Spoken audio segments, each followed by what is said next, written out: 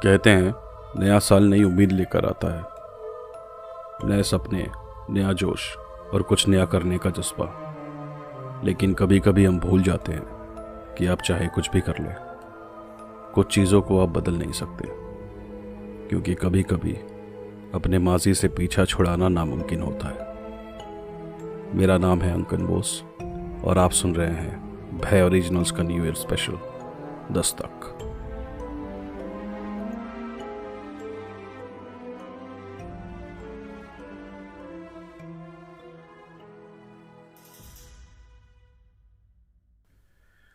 Ashtray में जलती हुई उस आखिरी सिगरेट से उड़ते हुए हल्के से धुएं की चादर में लिपटा आधी खाली विस्की का ग्लास पड़ा था और टेबल पर जलती वो पुरानी सी टेबल लैंप की हल्की सी रोशनी में डायरी की पन्नों में कुछ अधूरी लाइनें नजर आ रही थी।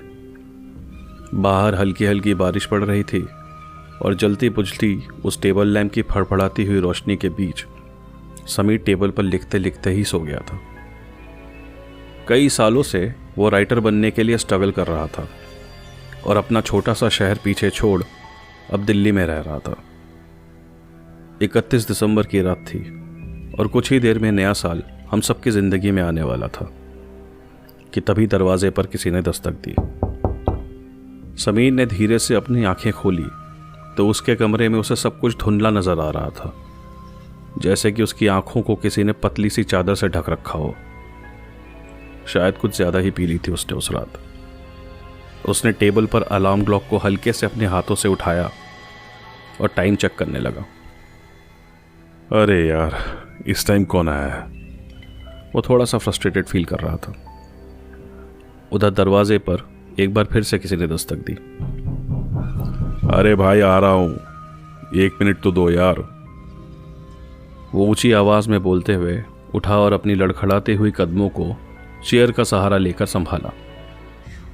काफी पुरानी कुर्सी थी वो, बिल्कुल उसके अपार्टमेंट की तरह। थोड़ा सा संभालने के बाद वो धीरे धीरे दरवाजे की ओर बढ़ा और उस पर लगी हुई मैजिक आई से बाहर कौन है ये देखने की कोशिश की, पर वहां कोई नहीं था। अरे ये बेवकूफ बच्चे भी ना पूरा दिन कुछ ना कुछ हरकतें करते रहते हैं, रात को भी चैन से नहीं सोने देते, वो चिढ़कर बोला। पर जैसे ही वापस जाने के लिए मुड़ा, एक बार फिर से किसी ने दस्तक दी। अब उसका पारा 7वें आसमान पर था और वो एकदम से मुड़कर बिजली की तेजी से उसने दरवाजा खोल दिया। तुम्हारी माँ का। वो कुछ बोलने से पहले ही रुक गया क्योंकि बाहर कोई नहीं था। उसने दाएं बाएं देखा कि शायद कोई दिख जाए, पर पूरा फ्लोर खाली पड़ा था।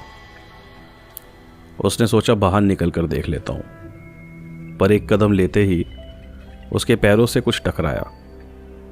उसने नीचे देखा तो दरवाजे के बाहर एक छोटा सा लकड़ी का बना हुआ डब्बा पड़ा हुआ था।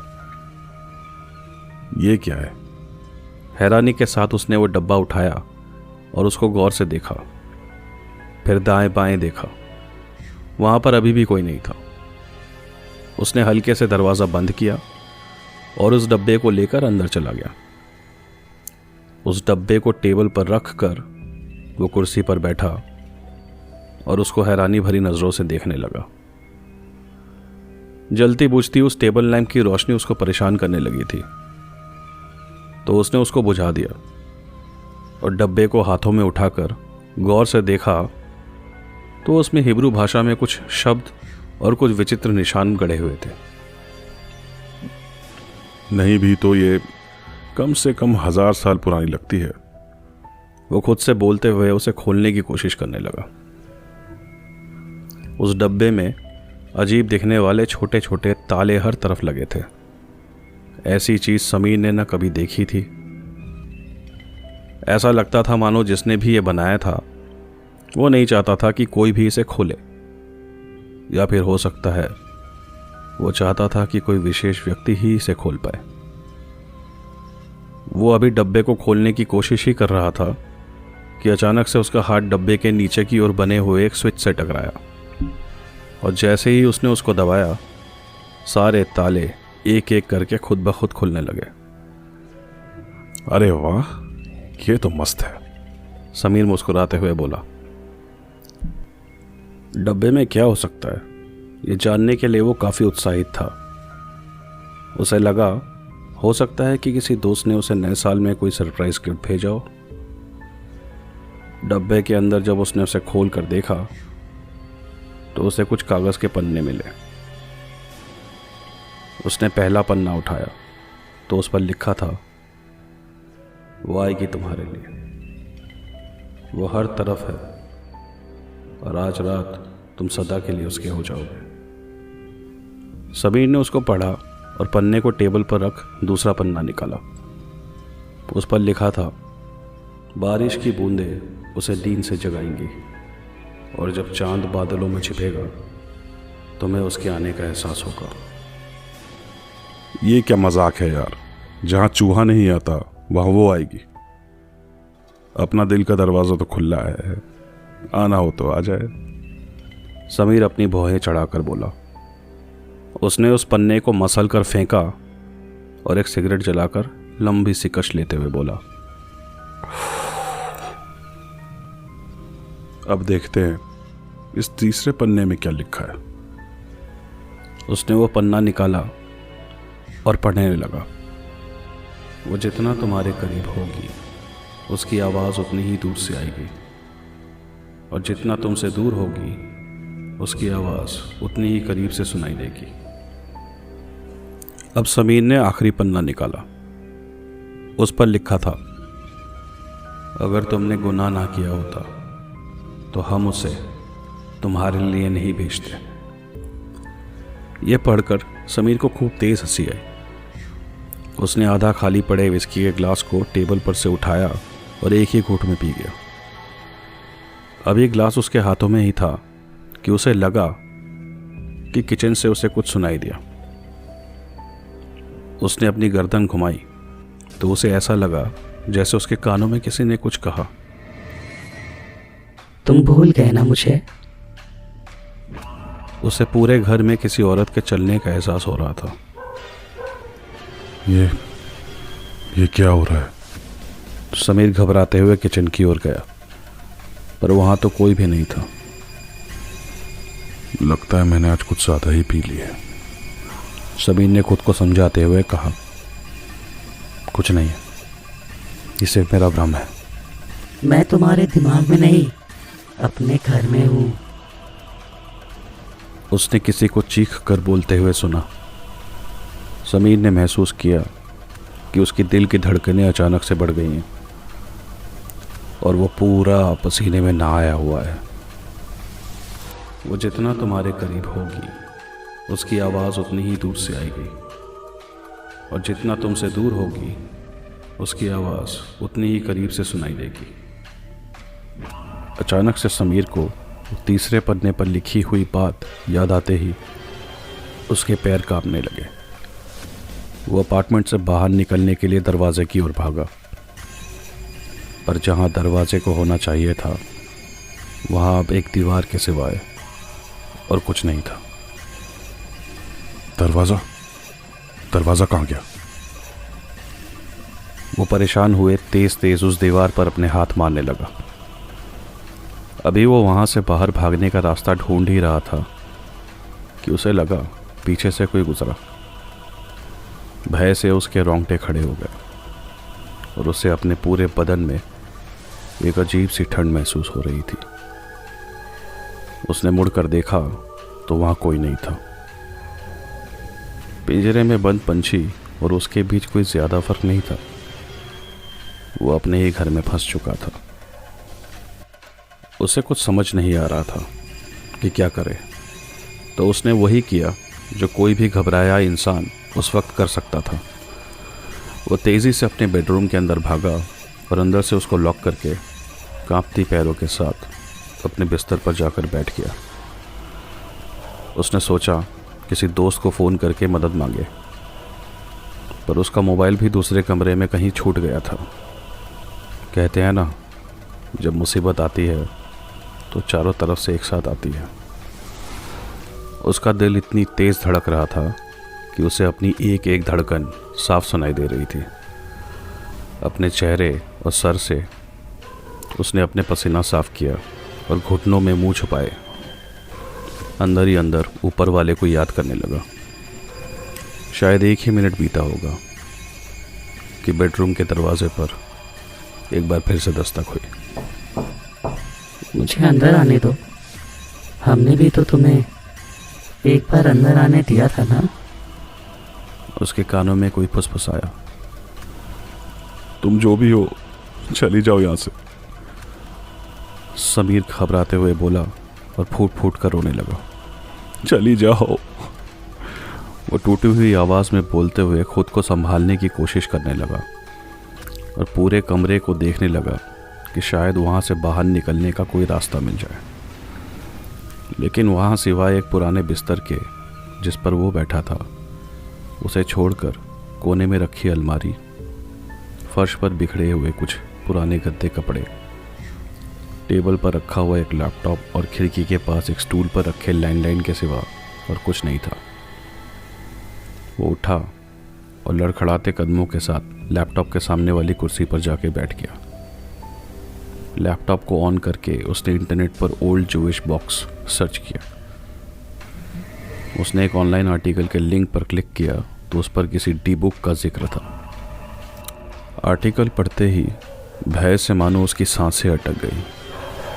उसके कमरे में जो भी थी उसको किसी ने एक अभिशाप के तौर पर भेजा था।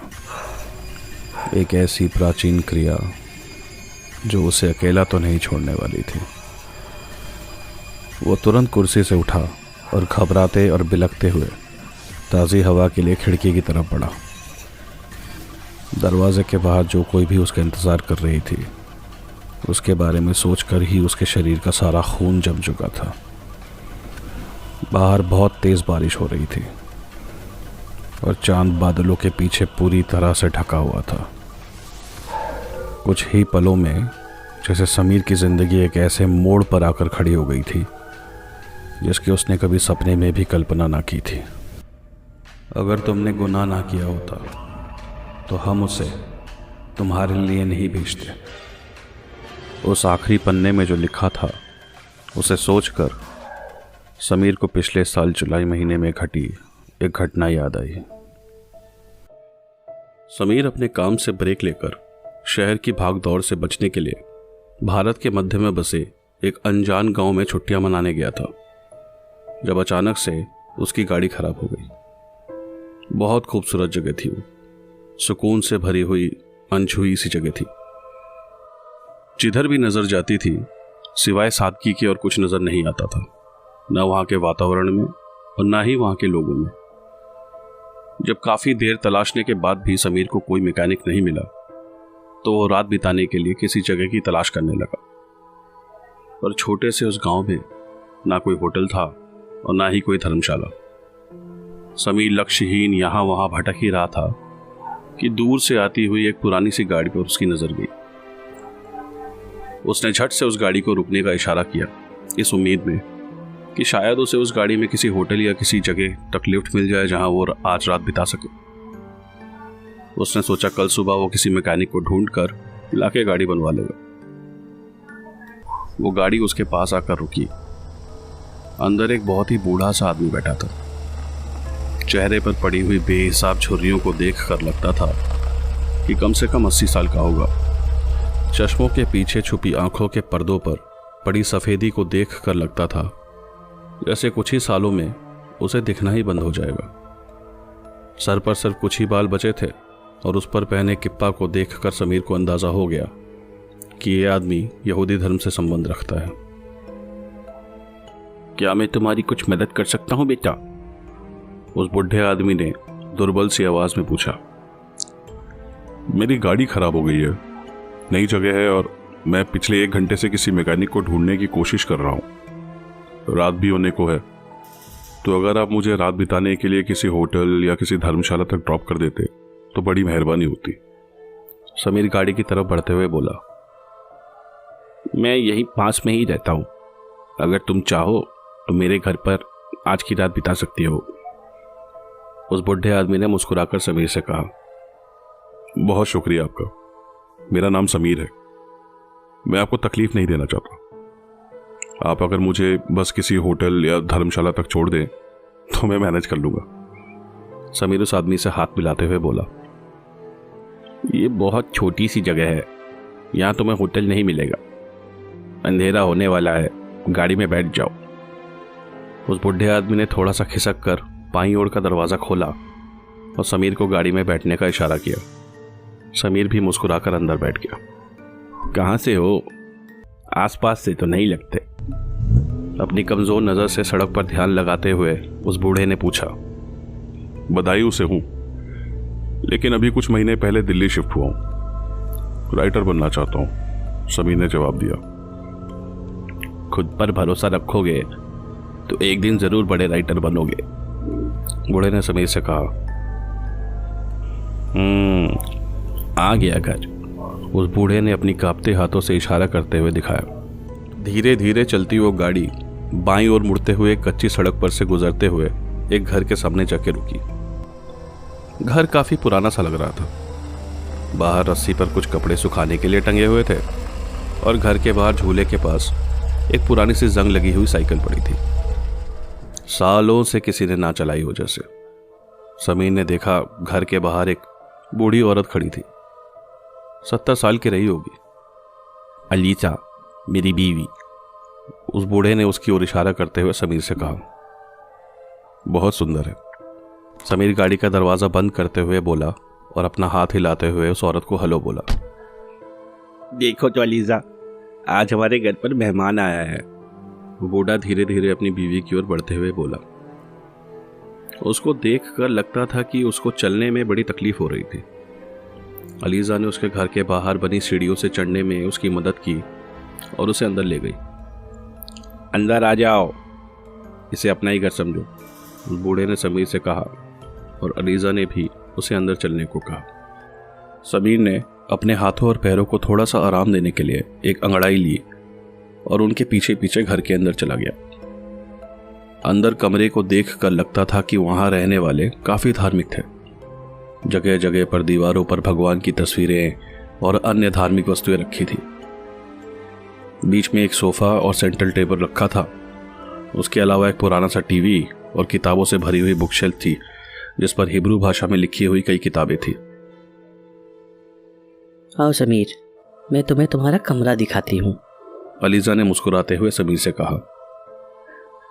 बाहर मैंने एक जंग लगी पुरानी साइकिल देखी। समीर ने जिज्ञासावश पूछा, क्योंकि घर में उसे कोई भी बच्चा नजर नहीं आया था। अरे वो मेरी पोती की साइकिल है, शहर में रहती है मेरी बेटी और दामाद के साथ। वो झूला भी हमने उसी के लिए लगाया है। जब कभी भी छुट्टियों में आती है तो खूब खेलती है। अलीजा की आवाज़ में एक ममता थी, जिसे सुनकर समीर को अपनी माँ की याद आ गई। सफ़ेद रेशम से बाल, गहरी नीली आंखें और प्यारी सी मुस्कान। उम्र के लिहाज से उनके चेहरे पर कुछ खास झुर्रियाँ भी नहीं थी। अपने वक्त में यह बहुत सुंदर रही होंगी, समीर ने खुद से बोला, पर आवाज़ इतनी तेज थी कि अलीजा ने सुन लिया। यकीन से तो नहीं कह सकती, पर लोग ऐसा कहते हैं, अलीजा ने मुस्कुराकर समीर से कहा। समीर थोड़ी सी शर्मिंदगी महसूस कर रहा था कि उसने इतनी तेज बोला। अलीजा उसे ऊपर वाले कमरे में ले गई और दरवाज़ा खोलते हुए बोली, तुम थक गए होगे, थोड़ा आराम कर लो, बाद में खाने पर मिलते हैं। छोटा सा कमरा था, पर एक इंसान के लिए काफ़ी। खिड़की के पास एक बिस्तर लगा था और साथ में एक लाइट थी। बगल में एक स्टूल पर एक ग्रामाफोन रखा हुआ था और साथ में एक चेयर रखी हुई थी। ये जिसका भी कमरा था, देखकर लगता था कि उसे गाने सुनने का शौक है। समीर ने अपने जूते खोले और बिस्तर पर लेट गया। पूरा दिन चलने की वजह से वो काफ़ी थक गया था, इसीलिए बिस्तर पर लेटते ही वो सो गया। बैठा खाने से लगे किचन में अलीजा रात के खाने के लिए कुछ सब्जियां और गोश्त काट रही थी और वह बूढ़ा आदमी अपनी शाम की पूजा अर्चना खत्म कर सोफे पर बैठे टीवी देख रहा था।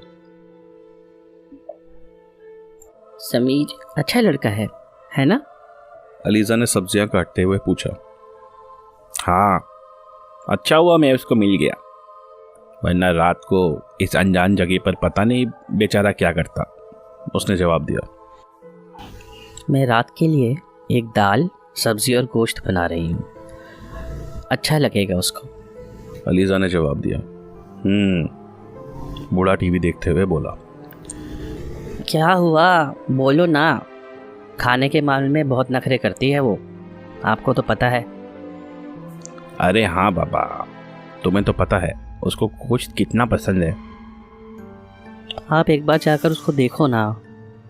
सुबह से अकेली है, मुझे चिंता हो रही है। वो बूढ़ा धीरे से सोफे से उठा और सीढ़ी के नीचे बने हुए दरवाजे की ओर बढ़ा और अंदर चला गया। दरवाजे की सीढ़ियां नीचे बने एक गुप्त कमरे की ओर जाती थी। नीचे बने उस कमरे में एकदम घुप अंधेरा था। सिर्फ एक छोटी सी लाइट थी जिससे कमरे में बिल्कुल हल्की सी रोशनी रहे। उस अंधेरे कमरे में किसी के चलने की आवाजें आ रही थी। अनीता, आज माँ ने तुम्हारे लिए गोश्त पकाया है, उस बूढ़े ने कहा और धीरे धीरे सीढ़ियों से नीचे उतरने लगा। थोड़ा सा उतरने पर एक औरत की परछाई नजर आने लगी। वो औरत अपने आप में कुछ बड़बड़ाते हुए कमरे में घूम रही थी। वो बूढ़ा आदमी धीरे धीरे उसके पास पहुंचा तो वो औरत दीवार की ओर मुंह किए खड़े थी। अनीता बेटे, मैं बाबा, उसने धीरे से उसके कंधे पर हाथ रखते हुए कहा। वो मुड़ी और बोली, बाबा, मुझे यहाँ बिल्कुल अच्छा नहीं लगता। मुझे पता है, बस कुछ महीने और फिर हम तुम्हें शहर भेज देंगे, तुम्हारी बहन के पास। उस औरत ने काले कपड़े पहने हुए थे और सर पर कपड़ा बांध रखा था। 30-35 साल की रही होगी वो। नैन नक्श तो तीखे थे पर पूरा चेहरा इतना बिगड़ा हुआ था मानो किसी ने तेजाब से उसे चला दिया हो। पर सबसे हैरान कर देने वाली बात यह थी कि उसकी आंखें अलग अलग दिशा में देख सकती थी।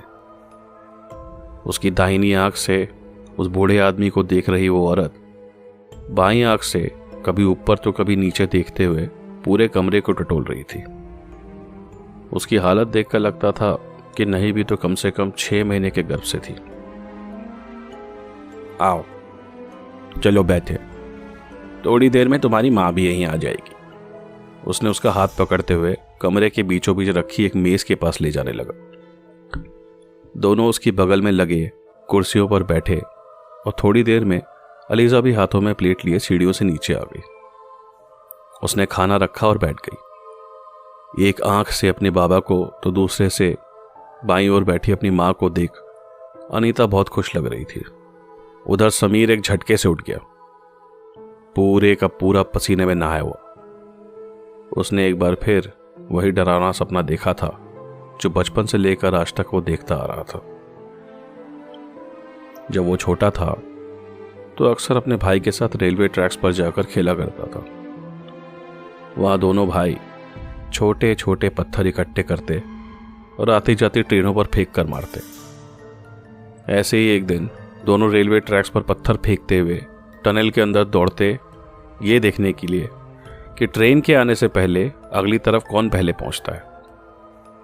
उस दिन क्या हुआ था मालूम नहीं, पर शाम को लोगों को उसके भाई की लाश टनल के अंदर से बरामद हुई थी। मुझे माफ कर देना भाई, मैंने जानबूझकर नहीं किया था। उस घटना को याद करते हुए नम आंखों से समीर खुद से बोलते हुए बिस्तर से उठा और पास लगे हुए आईने के आगे जाके खुद की हालत ठीक करके नीचे जाने की सोची। वैसे भी उसे अब और नींद आने वाली तो थी नहीं।